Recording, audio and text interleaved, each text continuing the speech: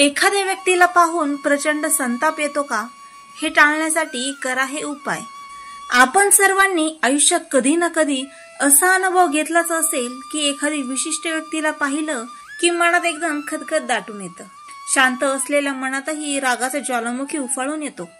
समोरची व्यक्ती काही बोलायच्या आधीच आपल्या चेहऱ्यावर चीड, वैताग दिसतो। हा राग आपण दडवतो, पण तो आपल्या आत आपल्यालाच जाळत असतो। हा संताप कधी पूर्वीच्या एखाद्या वादामुळे असतो, कधी एखाद्या चुकीच्या वागणुकीमुळे, तर कधी फक्त समोरच्याच्या स्वभावामुळेही। पण हा सततचा राग, चिडचिड, वैताग यामुळे नुकसान कोणाचं होतं? समोरच्याचं नाही, आपलंच। आणि म्हणूनच आज आपण बोलणार आहोत अशा संतापाला कसं थांबवायचं आणि तो व्यक्ती तुमचं आयुष्य कसं खराब करू नये यासाठी कोणते उपाय करता येईल। एक, तुमचा राग तुमचा शत्रू आहे, समोरची व्यक्ती नव्हे। प्रथम हे समजून घ्या, राग तुमच्याच मनात आहे। त्या व्यक्तीने काही केलं असेल, पण तुम्ही तो राग किती काळ जपता आहात। राग म्हणजे जळत राहणं। समोरची व्यक्ती गप्प सुखात आपल्या आयुष्यात असते, पण आपण मात्र त्या व्यक्तीचा विचार करत बसतो, दुःखी होतो, झोप लागत नाही, मन स्थिर राहत नाही। त्यामुळे रागाला स्वतःला पोखरण्याचं संधी देऊ नका। 2, त्या व्यक्तीकडे दुर्लक्ष करा, त्याच्या अस्तित्वाला महत्त्व देऊ नका। जर एखाद्याचं फक्त दिसणंही तुमचं मन चिडवत असेल, तर त्याचा अर्थ तुम्ही अजूनही त्याला मनात जागा दिली आहे। तुम्ही म्हणाल, कसं दुर्लक्ष करायचं, तो ऑफिसमध्ये आहे, तो घरातच राहतो, टाळता येत नाही। पण लक्षात ठेवा, तो तुमच्या नजरेसमोर असू शकतो, पण तुमच्या मनात नसला पाहिजे। जसं आपण रोज रस्त्यावर असंख्य लोक पाहतो, पण प्रत्येकाला भावनिक प्रतिसाद देत नाही, तसंच यालाही सराव लागतो। मनाचे लक्ष दुसरीकडे वळवा, त्याच्या चेहऱ्यावर लक्ष ठेवण्याऐवजी तुमच्या ध्येयावर लक्ष केंद्रित करा। 3, मन शांत करण्यासाठी श्वासोच्छवासावर नियंत्रण। रागाचा संबंध तुमच्या मनासोबत आहे आणि मनावर नियंत्रण हवं असेल तर श्वासावर नियंत्रण हवं। जेव्हा त्या व्यक्तीला पाहून राग येतो, तेव्हा फक्त 10 सेकंद डोळे मिटा आणि खोल श्वास घ्या। मनात म्हणा, तो, ती काहीच बदलणार नाही, पण मी माझं मन बदलू शकतो। शांत रहा, राग येण्याऐवजी स्वतःवर विजय मिळवण्याचं समाधान मनात ठेवा। 4, ती व्यक्ती तुमच्या आयुष्यात शिक्षक म्हणून आली आहे। त्या व्यक्तीशिवाय तुम्ही इतक्या सहनशील, इतक्या संयमी, इतक्या आत्मनियंत्रित झालं असता का? ज्याच्यावर आपल्याला चीड आहे, त्याच्याकडून आयुष्य मोठा धडा शिकवत असतं। त्या व्यक्तीमुळेच तुम्ही तुमचं मन तपासता, सुधारता, शुद्ध करता। त्या व्यक्तीकडे शत्रू म्हणून नव्हे, तर धडा शिकवणारा अनुभव म्हणून पहा। 5, माफ करा, विसरून जा, तुमच्याच हितासाठी।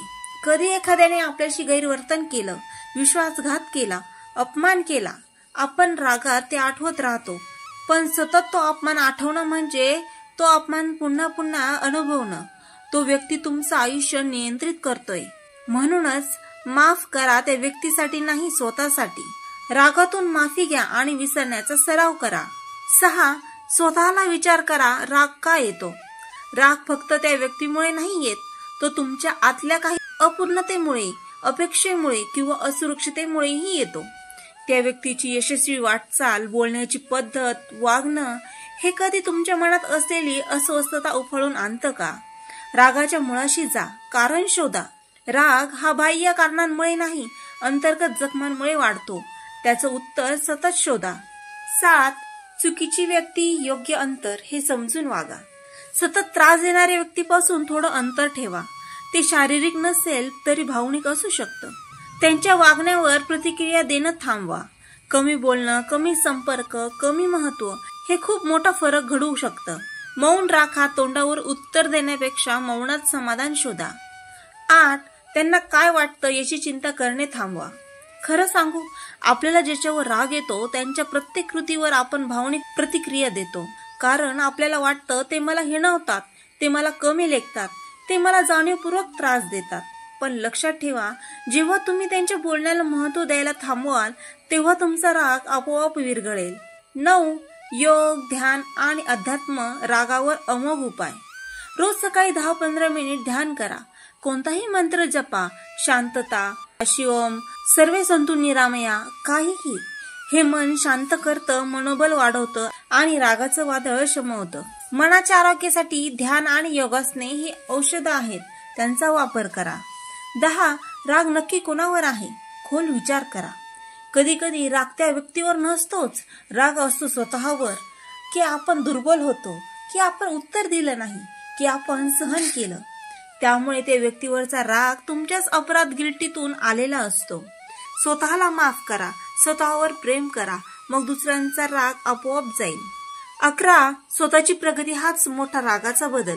कधी कधी आपण त्या व्यक्तीला पाहून रागावतो, कारण ती व्यक्ती यशस्वी झाली, लोकांना भावते, तिचा प्रभाव आहे आणि आपल्याला वाटतं आपण मागे पडलो. म्हणून लक्षात ठेवा, स्वतःला सिद्ध करण्याचा सर्वोत्तम मार्ग म्हणजे स्वतःच्या यशात गुंतून जाणं. दुसऱ्यांवर लक्ष ठेवण्यापेक्षा स्वतःचं आयुष्य उजळवण्यासाठी प्रयत्न करा. 12. तुम्ही त्यांच्यासारखे का वागू नये याचं भान ठेवा. कधी कधी त्या व्यक्तीने आपल्याशी चुकीचं वागल्यामुळे आपणही दाद देणं आवश्यक समजतो, पण त्यामुळे आपणही त्यांच्या पातळीवर जातो आणि अशा वेळी आपलं व्यक्तिमत्व कमी होतं. दुसऱ्यांचं वागणं तुमचं वागणं ठरवू देऊ नका. तुम्ही जसा आहात तोच राहा, मोठेपणा जपा. 13. Time heals everything. वेळ सर्व काही बदलते. आज ज्या व्यक्तीला पाहून तुम्हाला संताप येतो, तोच माणूस 10 वर्षांनी विसरला जाईल किंवा कदाचित एक दिवस तुम्ही त्याच्याबद्दल हसाल सुद्धा. म्हणून क्षणिक भावना दीर्घकाळ मनात ठेवू नका. वेळेवर विश्वास ठेवा. जे आज असह्य वाटतं ते काही काळाने काहीच वाटत नाही. 14. तुमचं आयुष्य मोठं आहे, एखाद्या व्यक्तीसाठी नष्ट करू नका. तुमचं स्वप्न, तुमचं कुटुंब, तुमचं आयुष्य हे एखाद्या नकारात्मक व्यक्तीच्या उपस्थितीने विस्कळीत होऊ देऊ नका. ती फक्त एक पान आहे, पण पुस्तक तुमचं आहे. तुमचं ध्येय मोठं ठेवा. राग येणारी व्यक्ती फारच लहान आहे तुमच्या स्वप्नांच्या तुलनेत. 15.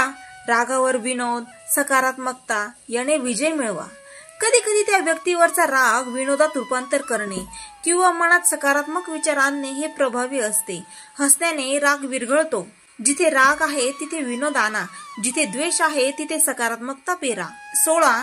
जिथे शक्य असेल तिथे संवाद साधा, स्पष्टता ठेवा. कधी कधी गैरसमज, मनातली धास्ती किंवा न बोललेले शब्द राग वाढवतात. अशा वेळी थोडा संवाद, स्पष्ट चर्चा हे बऱ्याचदा खूप काही बदलते. शांत डोक्याने संवाद साधा. शक्य असेल तर मतभेद मिटवा. 17. कृतज्ञता सर्वात मोठं औषध. रोज रात्री झोपताना तुमचे लक्ष त्या व्यक्तीवरून हटवा आणि तुमच्याकडे जे आहे त्याबद्दल आभार माना. छान घर, प्रेम करणारे लोक, आरोग्य, काम, हसवणारी मुले हीच खरी संपत्ती आहे. दुसऱ्यावर लक्ष केंद्रित केलं की राग वाढतो. स्वतःच्या घरात लक्ष दिलं की समाधान वाढतं. 18. सोबत असलेल्या चांगल्या लोकांवर प्रेम करा. त्या एकाच व्यक्तीमुळे तुमचं संपूर्ण आयुष्य कडवट होऊ देऊ नका. इतर कितीतरी लोक प्रेम करत असतात, तुमच्या सोबत असतात, त्यांच्यावर लक्ष केंद्रित करा. जे चांगलं आहे त्यात आनंद घ्या, वाईटावर वेळ वाया घालू नका. 19. तुमचा राग, तुमची शक्ती योग्य ठिकाणी वापरा. राग हा ऊर्जेचा एक फॉर्म आहे. जर तो योग्य मार्गाने वापरला तर तो तुम्हाला यशस्वी करू शकतो. त्या व्यक्तीला काहीही न बोलता फक्त तुमच्या कामगिरीने जिंका. रागावर प्रतिक्रिया न देता कृतीत बदल घडवा, तोच खरा बदला. 20. तुमचं मन हे मंदिर आहे. कोणत्याही घाणेरड्या विचारांना तिथे थारा देऊ नका. एखाद्या व्यक्तीचा चेहरा पाहून जर तुमचं मन अशांत होत असेल तर त्याचा अर्थ तुमचं मन अजून शुद्ध नाही. रोज त्या मनात प्रेम, क्षमा, शांतता भरा. तेच खरं अध्यात्म. मनाच्या मंदिरात द्वेषाचा प्रवेश बंद करा. तिथे फक्त शांती, प्रेम आणि सामंजस्य असू द्या. तुमचं मन तुमचं राज्य. एखाद्या व्यक्तीमुळे तुमचं मन रागाने भरून जातं तर समजून घ्या ती व्यक्ती तुमचं राज्य चालवत आहे. तुम्ही राजा आहात की गुलाम, निर्णय तुमचाच. आजपासून ठरवा, कोणालाही तुमचं मानसिक स्वास्थ्य बिघडवू देणार नाही, कोणाच्याही वागणुकीमुळे स्वतःचं नुकसान होऊ देणार नाही आणि सगळ्यात महत्वाचं, स्वतःचं मन स्वतःच्या हातात ठेवणार. राग येणं हा स्वाभाविक मानवी भाव आहे, पण तो राग स्वतःच्या उन्नतीसाठी वापरणं हीच खरी जिद्द. सांभाळा स्वतःला, सांभाळा तुमचं मन. रागातून नाही, शांतीतून जीवन घडतं. तर मित्रांनो, आशा आहे तुम्हाला हा व्हिडिओ आवडला असेल. असे सकारात्मक विचार ऐकण्यासाठी माझ्या चॅनलला लाईक, शेअर आणि सबस्क्राईब करायला विसरू नका. यामुळे आम्हाला नवीन व्हिडिओ बनवण्यासाठी प्रेरणा मिळते. पुन्हा भेटूया नवीन विचारांसह. तोपर्यंत धन्यवाद.